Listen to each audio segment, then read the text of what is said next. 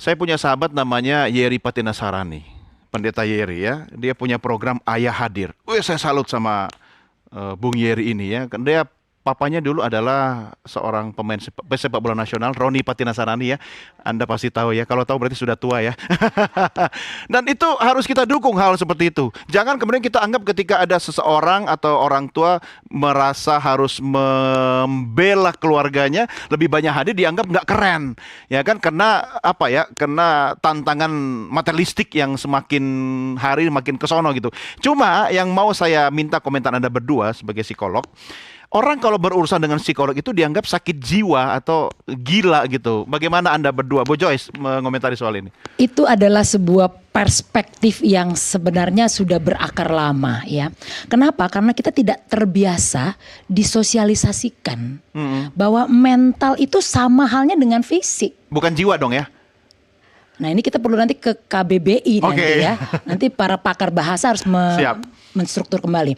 Nah jadi mental itu sama dengan fisik. Mengapa ketika orang mengalami gangguan bipolar misalnya, dianggap agak berbeda dengan orang yang mengalami gangguan asma? Itu sama saja. Dia perlu ke dokter, dia perlu pengobatan berkala, dia perlu treatment atau apapun. Nah ini yang jarang dikomunikasikan bahwa itu hal yang wajar terjadi. Kayak orang sakit ke dokter, ini juga ya, kan wajar. Iya, ya, konsultasi itu. ke psikolog betul, gitu kan. Betul. Lalu kedua, kata tanda kutip, punten sekali, gila itu apa? Sebenarnya tidak ada kata gila yang sebenarnya.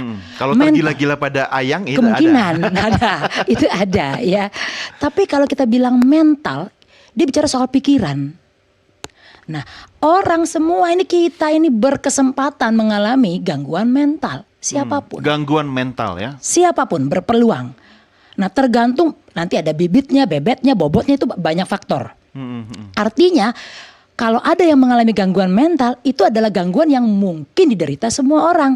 Nah, ini pun tidak pernah disosialisasikan. Itu sesaat atau apa? Kan ada yang bilang gila sesaat, gangguan mental sesaat. Oh, banyak sekali cirinya, variannya. Jadi sulit untuk menjelaskannya. Tapi mana. bisa disembuhkan. Pemulihan bahasanya. Iya, karena tergantung intensitas, rentang waktu, siapa penderitanya, apa stresornya dan sebagainya, banyak sekali. Nah, lalu yang berikutnya, kalau datang ke psikolog itu dianggapnya mahal. Ya, sehingga ngapain buang-buang uang hanya untuk ngomong. Enggak juga kok, sekarang ada layanan secara daring, ya, online. Sekarang sudah disediakan.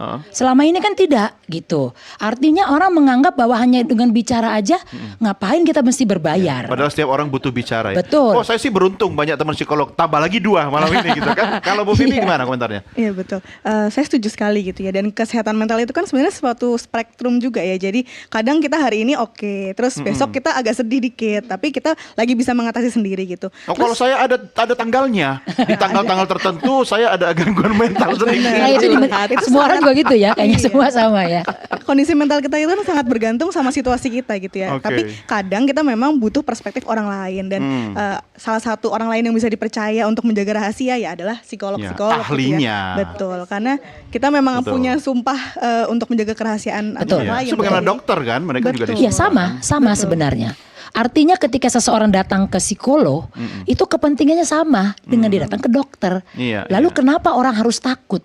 Cuma bagaimana kita kemudian memberikan ruang kepada anak-anak kita yang kan mungkin kadang kita tidak aware nih, kita tidak membaca tanda-tanda bahwa dia sedang mengalami perundungan atau kekerasan, sehingga itu kalau dibiarkan bisa menimbulkan masalah lebih besar gitu kan. Nah, gimana caranya as a family ya, as a parents gitu kan, kita kemudian bisa tahu ciri-ciri itu, kemudian kalau kita tidak bisa menjadi temannya, kita ajak ke psikolog misalnya. Pengalaman Anda berdua gimana, Bu Joyce?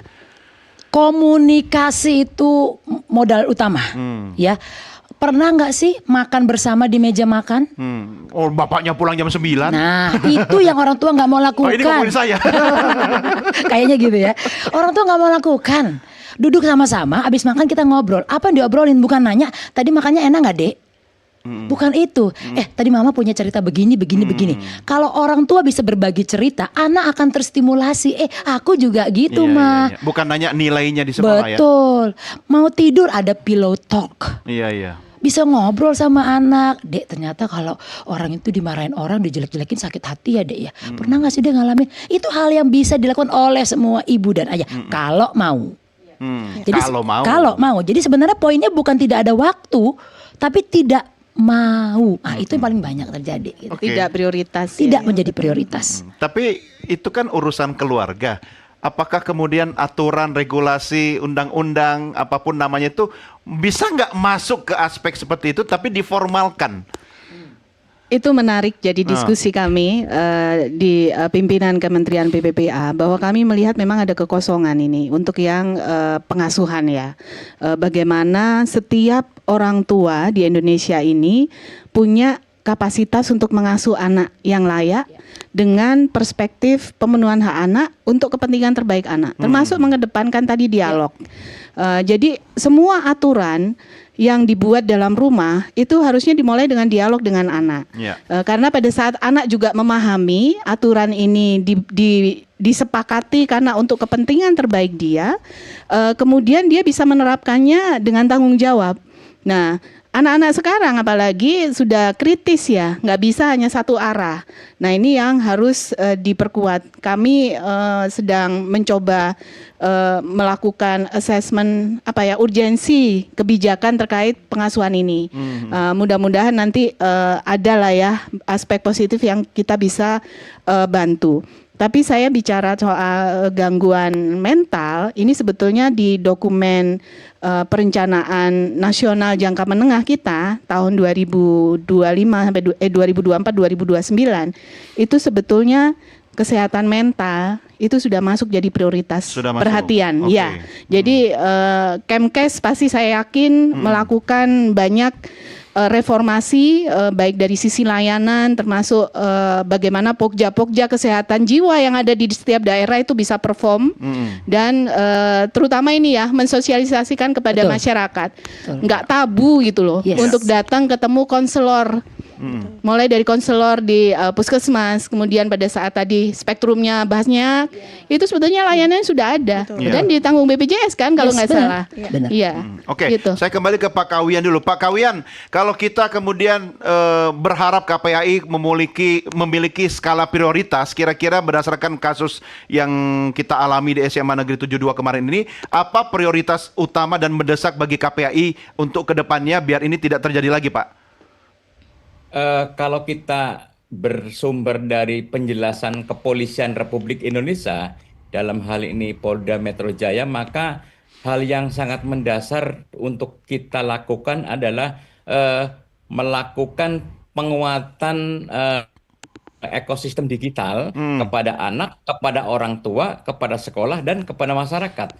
Kita mendapatkan informasi bahwa referensi yang dipakai anak terduga pelaku adalah konten-konten kekerasan yang ada di media siber, digital, dan di media online ya, sampai referensi membuat senjata dan sebagainya. Maka kita sudah punya yang namanya PP Tunas, kemudian juga ada Perpres 87 tentang peta jalan. Mudah-mudahan itu segera dilaksanakan secara efektif. Kemudian juga PSE melakukan edukasi dan literasi kepada orang tua dan masyarakat. Sebab seperti sudah saya sampaikan sebelumnya bahwa selama ini kita terlalu banyak membiarkan anak-anak beraktivitas di ranah daring, di ranah cyber, tanpa pendampingan, tanpa pengawasan, sehingga mereka jalan sendiri ya. Kemudian hal itu juga diperparah lagi dengan belum adanya pengasuhan yang positif. Tadi Ibu psikolog juga menyebutkan karakter anak-anak kebanyakan bagaimana mencari identitas ya, belum punya sikap kritis.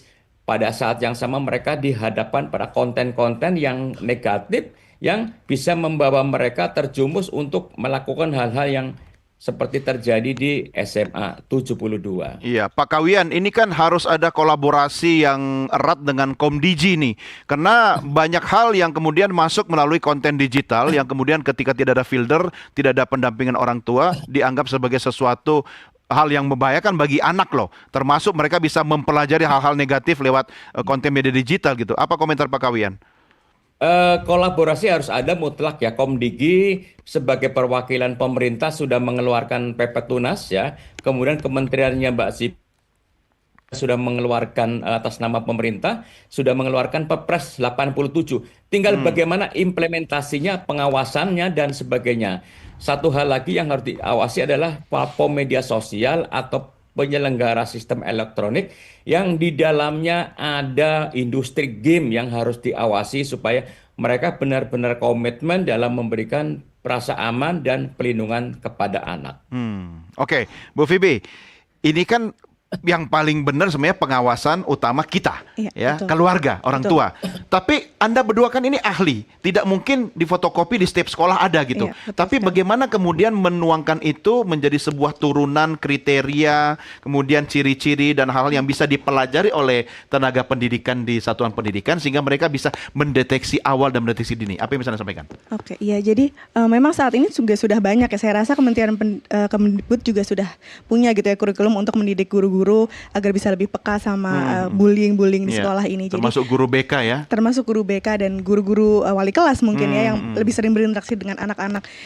Yang utama adalah melihat dulu sebenarnya karakteristik masing-masing anak ini seperti apa. Dan Oke. ketika memang ada perubahan yang kelihatan gitu ya di perilaku mereka, gurulah yang seharusnya bisa lebih peka untuk mendekati si anak, bertanya juga apa ada masalah apa dengan dia, apakah ada konflik-konflik di pertemanan atau seperti apa. Nah, itu yang menjadi kunci. Tapi yang paling penting untuk dipelajari juga adalah gimana guru bisa menerima cerita anak juga sih. Karena kadang reaksi dari orang tua, reaksi dari guru itu kan yang juga bikin anak enggan untuk Iya, bercerita ya. betul. Jadi ngerasa ceritanya tuh kok dijudge ya sama orang tua. Nah, itu yang perlu dilatih juga. Jadi gimana kita mengkomunikasikan dan juga menerima cerita dari anak sih. Oke, saya harus mengakhiri diskusi kita, tapi jangan dianggap ini sebagai hanya topik dialog saja, ya. Betul, Ini jadi betul. tanggung jawab kita semua. Saya berikan kesempatan ke semua Anda masing-masing untuk memberikan konklusi atau kata penutup. Saya mulai dari Pak Kawian dulu. Pak Kawian, silakan. Apa yang bisa Anda sampaikan kepada masyarakat kita? Ya, terima kasih. Tentu saja kita prihatin dengan kasus yang terjadi di SMA 72. Kita berharap bahwa itu merupakan kasus terakhir dan tidak terulang lagi.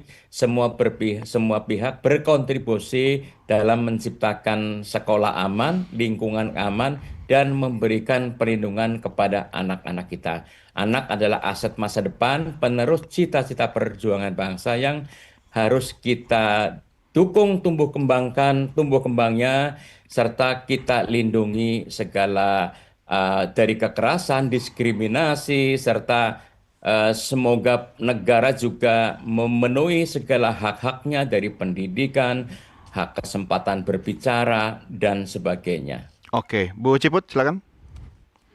Pada kesempatan ini saya mau berikan apresiasi pada seluruh siswa SMA Negeri 72 dan para guru yang sudah begitu kompak dan saling mendukung, suportif, bahkan termasuk kepada anak pelaku sudah memberikan dukungan dan kami tahu anak-anak merasa terganggu dengan semua keriuhan ini.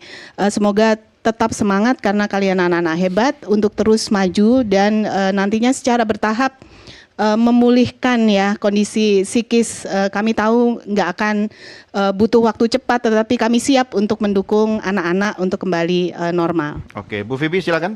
Iya, saya rasa bullying ini kan masalah kita bersama gitu ya tadi. Jadi siapapun yang terlibat itu memiliki andil dalam mencegah bullying ke depannya dan terutama orang tua dan guru juga punya andil untuk bisa melihat siapa sih yang berpotensi jadi korban, yang berpotensi jadi pelaku dan mengarahkan anak-anaknya ketika memang dirasa membutuhkan layanan yang profesional, bantuan yang lebih mendalam gitu ya. Maka dia bisa mengarahkan untuk anak-anaknya ini mendapatkan layanan psikologis dari Oke, Bu psikolog. Joyce, silakan. Setiap rumah perlu belajar bagaimana empati dan punya moral. Jadi pendidikan moral dan empatik ini harus diawali dari situ. Dan bagaimana orang tua bekerja sama dengan pihak sekolah. Program-program berkala harus diupayakan dan sepertinya bagi para guru perlu tambah satu kompetensi. Bagaimana mengelola siswa, menjadi teman dan sahabat bagi siswa. Dan itu menjadi guru yang hebat. Bagi saya, Oke, gitu. terima kasih Bu Joyce, Bu Fibi, Bu Ciput dan juga Pak Kawian. Terima kasih sudah berdiskusi malam ini. Ya, mudah-mudahan ini adalah diskusi kita yang terakhir soal kasus ini. Tapi jangan lupa ini tanggung jawab kita bersama. Saya harus akhiri diskusi kita dalam Merah Putih malam ini. Pemirsa, 1 ejekan 1000 luka tersayat, meninggalkan trauma yang tak lepas atau tak lekas pulih mengalun lembut. Bullying atau perundungan bukan sekadar kata kasar atau candaan, tapi benih luka yang bisa jadi lautan penyesalan. Kini saatnya kita berkata, cukup, stop. Tidak boleh lagi ada bullying atau perundungan di bumi Nusantara dan di bumi pendidikan kita. Mari mulai sekarang, dari diri kita, dari rumah, dari sekolah, dari setiap hati yang mau mendengar dan peduli. Karena kasih adalah pelajaran pertama yang seharusnya mereka terima. Saya Dike, sampai jumpa. Salam Nusantara. Merdeka!